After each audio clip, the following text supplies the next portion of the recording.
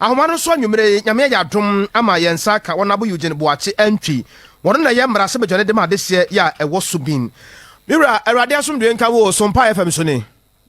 nka sunsun papa na wapo mu tesen nyame adom ho ya me chiefo nyina cha SOMPA so fo nyina atiefo nyina eje so warawroma ne ye busa ne se wonua mmara se bedwafo be se wo ha ene aduasa ne nyina na agye atum sampa Dr. Bawumia omotwema no me pacho se medical check for when the class asem show say na sibidwafo o ha ne aduasa na ediura ebi vice president Bawumia ti one class asem warawroma Frank Anodompre majority leader majority chief warawroma me pacho enya no kre enu aya go kan ni pe bia wo dem anaka say wa support no bia ma so ya kwa esa ho enu a ni ono nkwan ni vice president nkwan na ye your former general secretary come Japan so buy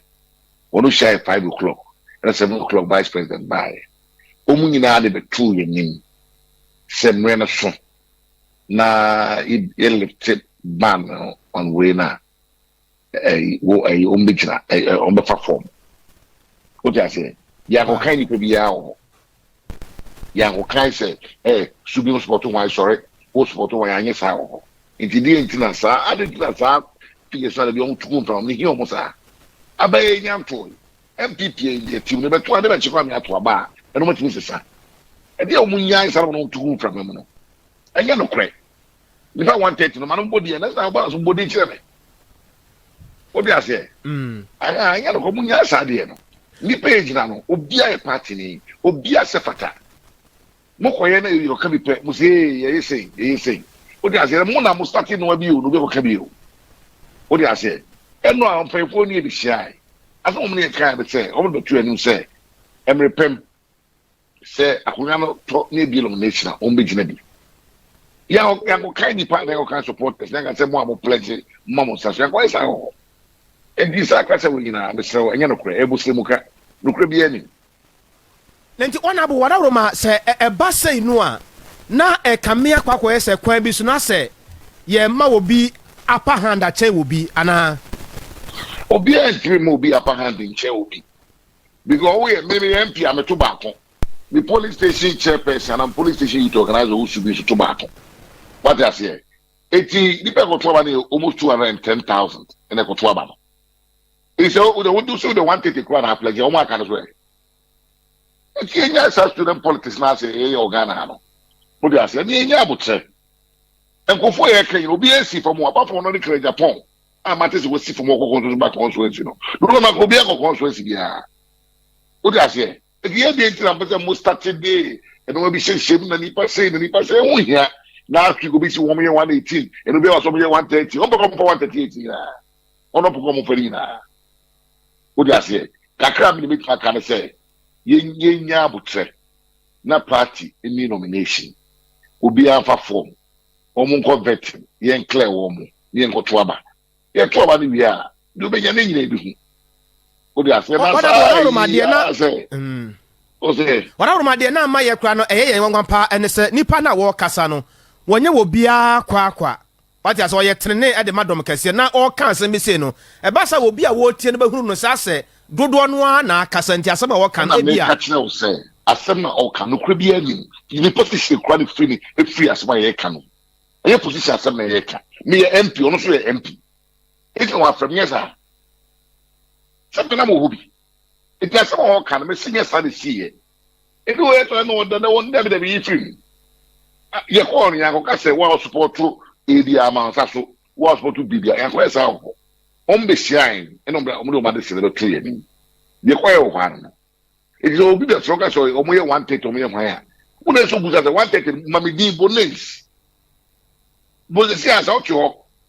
na obi to fresh say me so me MP mu sister na se wo do chat na so na wo say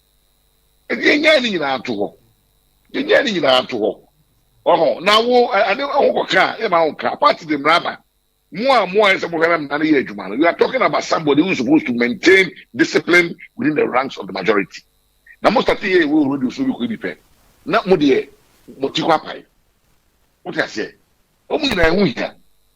o de ase ehu hia obi wa no abatu obi wo di wachi ocha no free wachi o de ase obi wa kura oni ho so no na mo bi o de ase yes edi enya abose abade e beto etu ya ebi do benya ne nyina ebi hu yo wada roma yembusa se ensusuye bi wo ho se ekwan amofa so amuyi mpanifo nim se kwan amofa so amuyi kane mampani je kufo ne ade ba nim se party ni won je amofa so wada roma this time no besa yesi bibi e de amam party ni mpanifo ana the chair say first no na constituency executive nkwana na etu and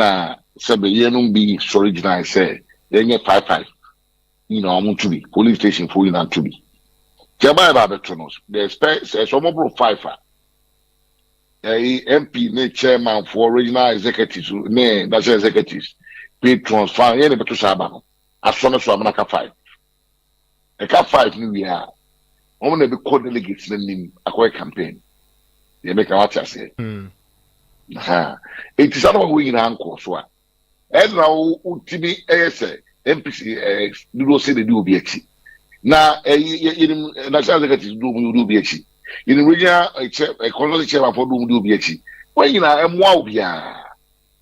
another on the home na obia another day let me tell you interview we say na you say obi you pay the work na MPC say require MPC do require no here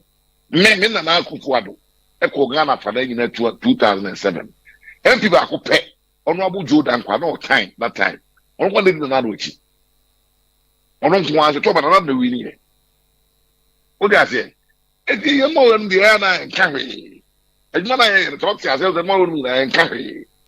di hia en dey ye be nomination na o mo se patara me fa fo na o mo ko vet ya do to ma no me ya clear o mo ko gina bi ye to ba ni wi a do benya you ni be hu do benya say be hu ye wi a dey cost the next phase I call police station for so no mo so ba show madwen it mesle sa ka sa ma mo so obi a be busa say di passe ya o se obodin ye he o dey this so be ka so nipa ye 130 so nipa 130 no chere bi na kan dey talk of friend o so mo nipa 60 no go talk of mo nipa 30 na ke sa o say wo case na wo ye no so what you say aha ehun hia no yo na wana ba enra if you na mo do so kakra obi a ba ni edoso ko be Japan ba ni pa ho ona bu essentially ba me ba ni pa ho so no ni your parliament yo it's the pass obi a ko tena na ke so so ah ba nyumre ya da se wonsam ne mu ada ho amaya pa ya da se pa wona bon me da se abusia opania ye no edi enkomoyi ne nyina no ayese na ye behunu sade ensam a ekọ so no ada wa Ghana marase bedwam no asam no si koye pote na wo ye marase bedwane de ma adese ya ewo subin ne din ene honorable Eugene Bokaye Antwi